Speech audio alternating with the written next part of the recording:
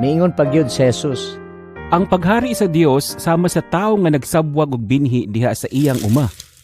Samtang nagpadayon siya sa iyang buluhaton matag adlaw ug sa iyang pagkatulog matag gabii, ang mga binhi nga iyang gisabwag nagatubo bisan wala niya mahibalui kun sa unsang pamaagi. Ang yuta mao ang mupatubo ug mupabunga sa mga tanom. Una, ang dahon. Sunod, ang uhay. Ug ang ulahi, ang timgas nga bunga. Ug kun hinog na, anihon sa tag-iya kay anihono naman.